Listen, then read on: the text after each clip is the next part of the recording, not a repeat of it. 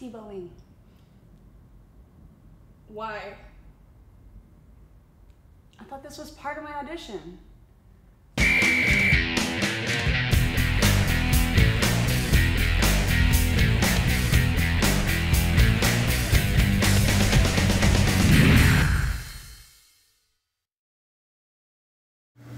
Hey there, fantasy football fans. Welcome to another episode of Hot Tub Sleeper Picks. It's week 11 and we're heading into the home stretch on another amazing And weird.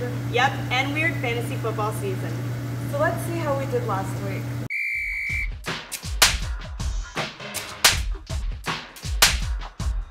That's an ugly week. Yeah, let's just move on then. My sleeper pick this week is Roy Henley Jr., the Washington Redskins' best option at running back. This week, the Dallas Cowboys come to town high on Romo's destruction of the Bills. Now, at first glance, this game should be so heavily favored for the Cowboys that the idea of starting anyone on the Skins is laughable. But it's a divisional game, and that usually means the winner won't be decided until late. If Shanny has any hope of winning this, he has to put the rock into the hands of his best playmaker, who happens to be Henley Jr. Last week, Roy touched the ball a pathetic 9 times. This week, I say he doubles that number, ends up with close to 120 all-purpose yards and a touchdown.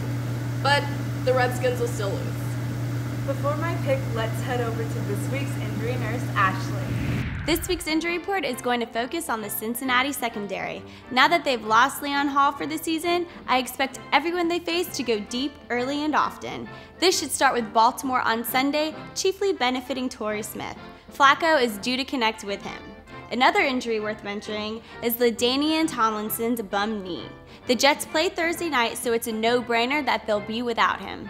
This means Joe McKnight will finally get a healthy dose of touches. We've been begging for this all season because he is the best running back on Rex's team. Make sure you keep an eye on him. Okay, so my sleeper pick this week is Josh Freeman, quarterback of the Tampa Bay Buccaneers.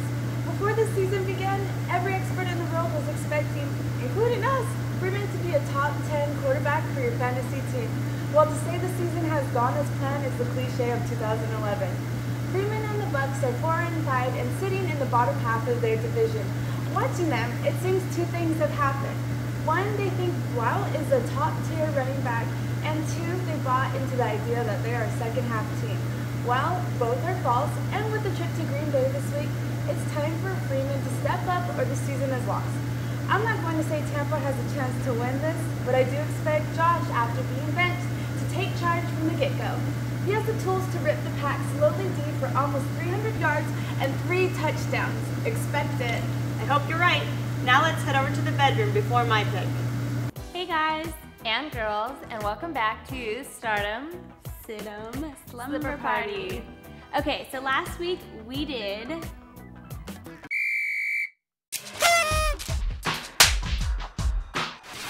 Okay, we're going 2 for 2 this week, starting with my must-start, Maurice Jones-Drew, the Jacksonville Jaguars running back.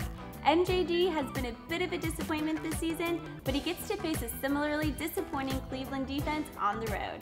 After getting pounded by Steven Jackson last week, the Browns can expect more of the same from the Jaguars and their stud runner. I expect Maurice to keep the same mojo he had working last week versus the Colts, where he topped the century mark for only the 3rd time this season, while hitting pay dirt once. I wouldn't be surprised to see him score twice this week to go along with over 150 all-purpose yards. Make sure you start him. Okay, so for my must-sit of the week, I'm going to tell you to bench, don't hate me, Tim Tebow. While Tim's passing numbers have been non-existent, he's actually putting up respectable fantasy numbers. This is obviously because rushing yardage and touchdowns are worth more than passing stats. However, take away Willis McGahee and no Sean Moreno, and the option offense suddenly doesn't have many options. Couple that with an extremely angry Jets defense, and I expect a total shutout of the Denver offense. It could get very ugly. Keep him benched this week and hope he's still starting next week. All right, back to the tub.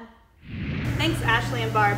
Finally, my sleeper pick for this week is Titus Young, wideout for the Detroit Lions. This past week, the Lions stumbled into Chicago and were blown out. While the Cinderellas of the NFL are looking less lovely by the game, we're staying bullish on all things Lions.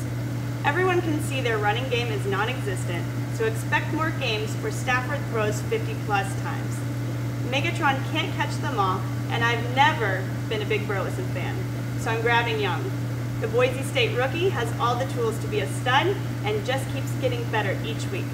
With Carolina coming into town, I expect the Lions to get back into the win column, and I expect Young to contribute to the tune of 80-plus yards and a touchdown. Awesome. So those are our picks for week 11.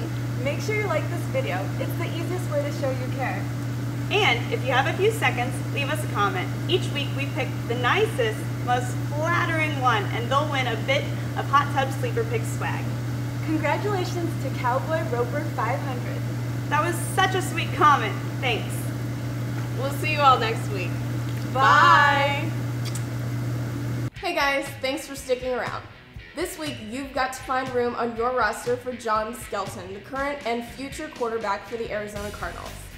This preseason, the Cards traded the world for Kevin Kolb, and everyone thought they were primed for a season to remember. Well, Kolb has stunk, and because of an injury, we've got to see what Skelton can do. He's led the Cards to 2 victories and given Larry Fitzgerald enough balls to make the superstar happy. End of story.